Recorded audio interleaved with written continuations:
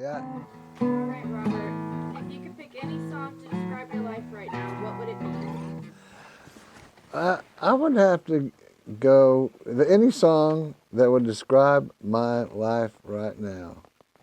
I would say maybe maybe Blaze Foley's Clay Pigeons, uh, because my life in some ways reflects that in that he talks about getting it together, not getting it together, hanging out, just breathing the air and enjoying life, but always thinking in terms about like to get back to playing, get back to singing.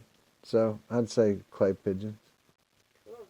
My favorite and most memorable piece of advice I've ever had from another artist was from Terry Allen, who's one of my favorite artists. He's a sculptor and a playwright, and he also just writes fantastic songs. I've recorded a few of his songs over the years. But I asked him, because he's so creative, I asked him one time, I said, well, what happens when you get writer's block, Terry? He says, well, here's what you do.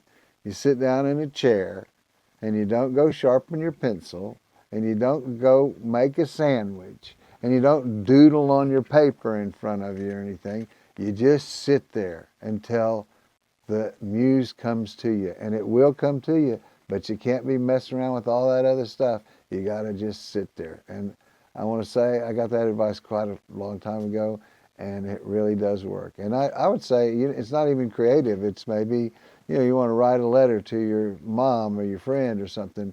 Sitting around and making sandwiches and sharpening your pencil doesn't get you there. What gets you there is sitting there and waiting for the muse.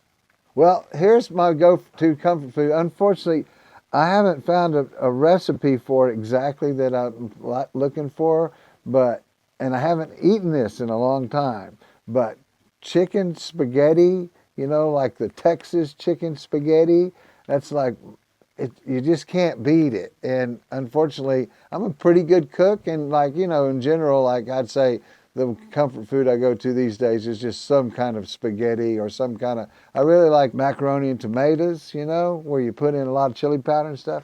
I like that a lot. But I think the best one is chicken spaghetti. My favorite way to relax is either read a book, or I have quite a few audio books, and I really enjoy those. I've really gotten where I enjoy those because I got my books scattered out everywhere. I don't know if I can find always the ones that I want to read, but you can pick these books up on audio, pretty much anything that you want.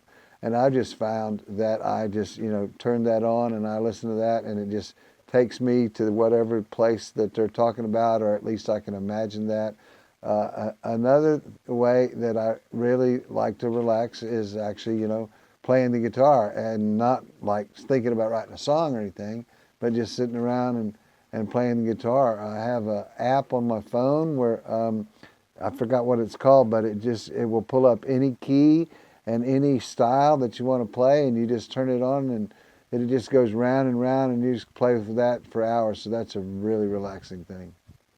There's a couple of them. I mean, Tyler Childers is one of my favorite artists ever. He's not so up and coming. He's pretty much there, I would say. But I've known Tyler for, I don't know, 6 or 7 years, and hung out. We're pretty good friends. So I think he's just incredibly brilliant. He's a cross between Hank Williams and Ralph Waldo Emerson. So I mean, how can you beat that in the world of writing? But I'd say William Beckman is somebody that I really admire, because I knew William when he first came out, and I was kind of thinking, well, I just don't know. I was kind of questioning it, but he's a guy that really figured out a lot of things about writing songs and performing. And he's come a long way in about the 3 years that I've known him. And I'd say he's somebody to really look out for, because he's gonna do some really good work, because he's really got it together. And I admire him for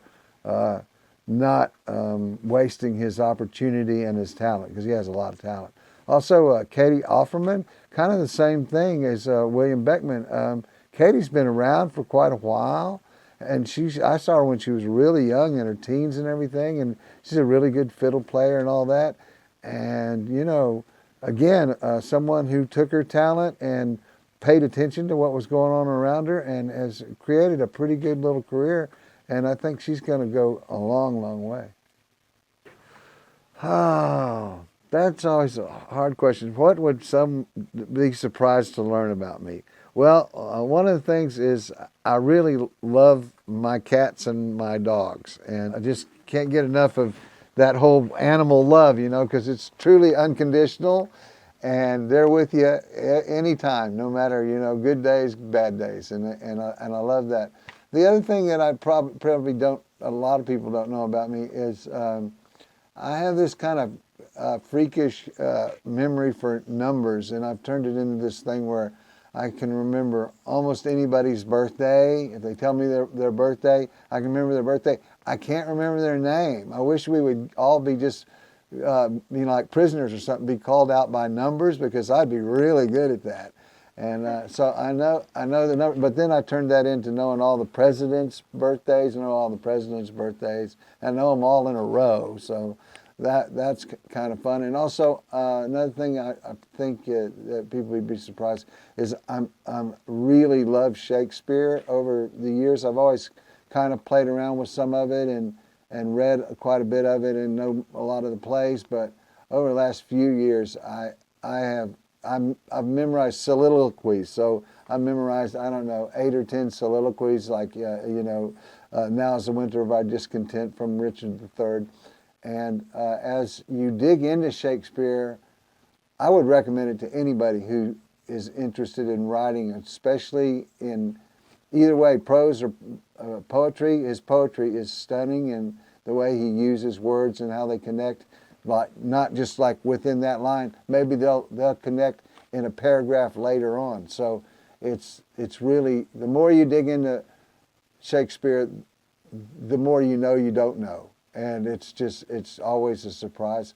I also listen to this thing called The Chop Bard, and this guy, Aaron, takes all the Shakespeare plays and breaks them down and reads them line for line for you and explains to you the words that you wouldn't know or you'd have to look up in some Oxford English dictionary or something.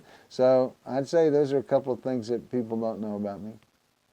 I don't know. A long, long time ago, I don't know, 20 years ago or so, I was trying to make furniture, and I think it's a real peaceful sort of thing. And I made some furniture. It was really crummy, but I really enjoyed it. And then my career took off, and I was gone. It takes a lot of time to spend with that. But maybe some kind of woodworking thing.